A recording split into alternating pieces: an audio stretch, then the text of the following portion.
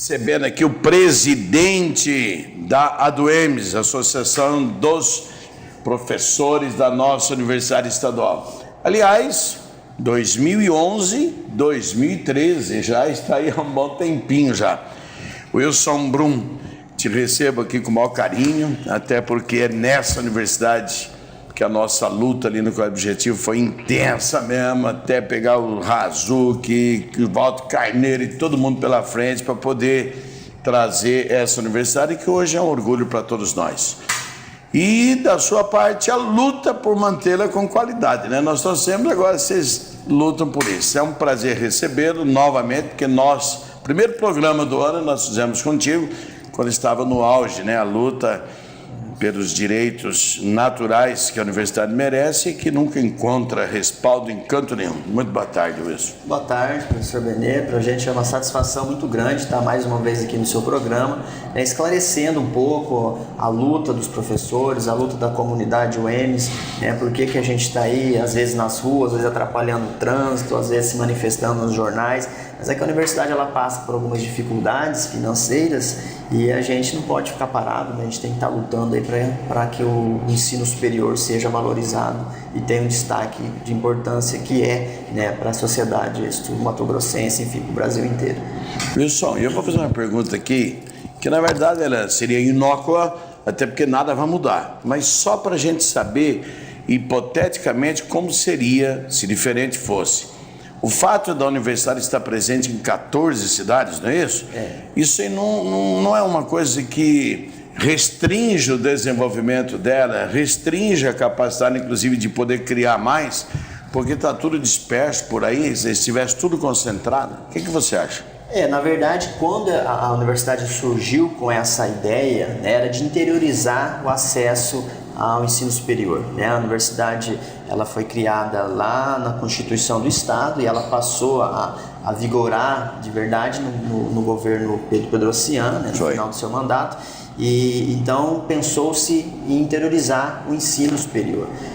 Tinha uma certa validade isso, era interessante, até na época existia a rotatividade dos cursos. Isso, exato. Você ficava, por exemplo, em Jardim, tempo em Jardim, depois saía de Jardim para Coxim. E a gente na época questionava porque você fazia uma estrutura física, laboratório, acesso, aí de repente tinha que mudar. Então isso foi mudado, hoje não é mais assim, mas tem as suas vantagens e desvantagens. Eu enquanto professor do sindicato, desvantagem eu vejo porque hoje nós somos 407 professores concursados. Deslocando de um lado para outro, aí, não é isso? Nas estradas? Cada um na sua cidade e alguns ainda têm que se deslocar na estrada. Então é risco de vida nas rodovias aí do estado. E também às vezes você quer fazer uma assembleia, uma discussão, o professor lá de Paranaíba, a gente não consegue ter uma boa comunicação. O professor lá de Coxim, também muito distante daqui de Dourados. Dourados é sede, tem mais 14 cidades. Então tem algumas desvantagens sim. Eu acredito, opinião minha, evidente, que isso é uma decisão política. Isso é para agradar um monte de gente. Por aí fizeram isso, porque o certo era concentrar toda ela aqui em Dourados, já que era para ser uma universidade sediada em Dourados, né? Aliás, que a gente fala, mas a discussão às vezes, a não ser que um dia os caras falam, vamos trazer tudo e onde está a universidade lá, faz uma extensão, alguma coisa assim. Agora, falando da própria universidade, quais são as carências maiores dela para um bom desempenho? O que falta hoje na universidade é a questão do orçamento, vincular o orçamento da universidade como era vinculado antes, No começo do ano eu estive aqui no seu programa e a gente discutiu bastante sobre isso, que antes nós tínhamos um percentual. O Estado ele arrecadava, 3% deveria ser destinado à universidade. 3%. Nunca nenhum governo mandou esse valor. Nem esse valor. O máximo que nós chegamos foi a 2,5%. Se hoje nós tivéssemos 2,5%, seria quase o dobro do que nós temos. O Conselho ele aprovou, Nossa, é verdade, ele aprovou para 2012 146 milhões e o governo encerrou aí em dezembro na casa dos 90 milhões. Então, isso aí fica na conta de quem agora? Na verdade, mandou só 90 milhões porque, segundo o governo, não tem condições de dar 146 milhões. Não, mas pera um pouquinho, mas se vocês fizeram um orçamento para 140, vocês não aplicaram esse orçamento? Não aplicou. Bom, senão aí não aplica no laboratório, né? Nós temos aluno de engenharia física que vai para o último ano e ainda não fez seus experimentos, suas aulas práticas no laboratório, engenharia física. São poucos cursos de engenharia física no Brasil, né? Você tem cursos aí que necessitam uma viagem técnica, ir lá no Pantanal para fazer um trabalho de ciências biológicas, o próprio curso de turismo para fazer uma... vai na imaginação. Não tem condições de ir porque não tem dinheiro. Só na imaginação. Então aí vai cortando, o que acontece? Prejudica o ensino, né? O ensino não é mais com a qualidade que era há anos atrás. Hoje a UEMS, infelizmente, ela tem essa dificuldade, né? Então, como não tem o orçamento total, vai cortando. Hoje, 90% é folha de pagamento. 90% desse orçamento, então virou uma escola onde se paga o professor e acabou, não tem mais nada, né? Infelizmente. Falar por exemplo, aquela pesquisa que poderia servir de utilidade para as cidades, que esquece então, né? A leitura que nós fizemos, né, que a gente faz internamente dentro da UEMS, essa lei, esse percentual foi nos retirado em 2007. Né? Em 2007... Mas pode se retirar se é mais nem menos? Um deputado apresentou um projeto de lei, os outros demais deputados aprovaram, né? Quem teve a oportunidade... Então vamos lá, quem foi o deputado que apresentou esse projeto aí, diminuindo o índice de orçamento? Foi o deputado Arroio. Ele não voltou não, né? Voltou. Voltou? Ele é deputado. Legal. Isso aí, tá certo. Mas se ele tivesse tirado verba do futebol, estava lascado. A justificativa do projeto era o seguinte: nós não vamos fixar um percentual para a UEMS. E se a UEMS precisar de mais, não vai poder ser repassado. Então vamos retirar os parágrafos. De malandro e anualmente a gente faz um repasse de acordo com o que a universidade precisa. Então desde 2007 a gente tem a necessidade X e vem para a gente Y. Né? Quem era o governador na época? Zeca? Não, foi o primeiro mandato do governador André Coutinho. Já no governo dele, 2007. E o que ele fala? Diz que o negócio é o seguinte: vocês dão 8 aulas. Como é que é? O governador ele tem um pensamento um pouco equivocado do que é a universidade. Né? A universidade ela não é apenas ensino, diferente do ensino médio, ensino fundamental. O professor vem e repassa para o aluno o seu conhecimento, que ele adquiriu em livro, que ele leu, ele simplesmente repassa para o aluno. A universidade ela produz conhecimento, ela produz ciência. Gera. Né? Nós temos grandes universidades que estão tentando descobrir a cura da AIDS. Por que a UEMS não pode chegar a esse nível? Por quê? Porque não tem dinheiro para fazer pesquisa. Então a universidade ela não é só ensino, ela é ensino, pesquisa e extensão. Nós temos um mínimo de 8 horas em sala de aula fazendo ensino, mas ainda nós fazemos pesquisa e nós fazemos extensão. Então tem dia que eu não estou na universidade, mas eu estou lá no CAPES AD trabalhando com os usuários de álcool, crack, maconha, cocaína, fazendo um trabalho necessário. De campo, seria? De campo. Né, com meus alunos, muitas vezes a gente tinha aluno bolsista que ganha uma bolsa de R$300 para poder, né, fazer o seu trabalho. Então, essas atividades requerem mais tempo.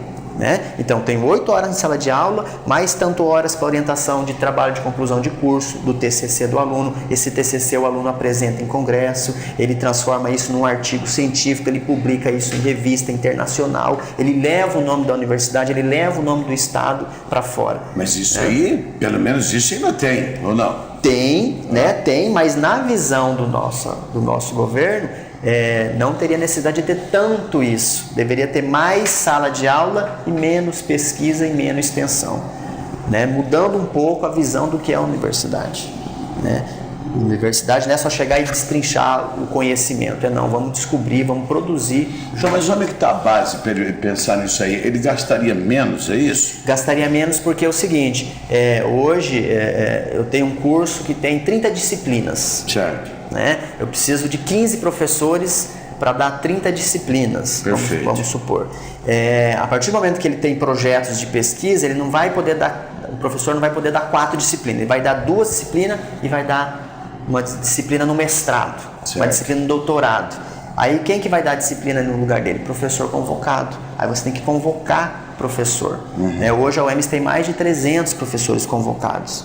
Então isso onera a folha, né? Então se ao invés de eu der 8 horas, eu der 20 horas... Concursado teria quanto? 7 e pouco então? Concursado não, concursado nós somos 407. Ah, aquele 407 é só de concursado, e aí tem que somar 300, mais 300 e pouco, 400, 700 professores ao EMS hoje, né? Em torno de 700. Então, aí... Para quantos alunos, Luiz? Teve matrícula, até nós temos chamada ainda, está tendo sexta, sétima chamada ainda, mas nós temos mais de 9 mil alunos espalhados no estado claro, inteiro. Os professores também, né? São espalhados. No estado inteiro. 9 mil alunos, é aluno para quem é que também isso. Exatamente. E aí vocês vão lá, discutem com ele, não muda a opinião. Ele acha que tem que dar mais aula, né? Que tem que diminuir o número de convocados, porque daí vai sobrar mais dinheiro, e que daí com esse dinheiro a gente vai poder dar o reajuste salarial, né? E não é por aí o nosso pensamento, né? Eu acho que a gente tem que ter sim uma quantidade em sala de aula e tem que ter uma outra quantidade nas outras atividades acadêmicas, né? Que é a função de um professor universitário.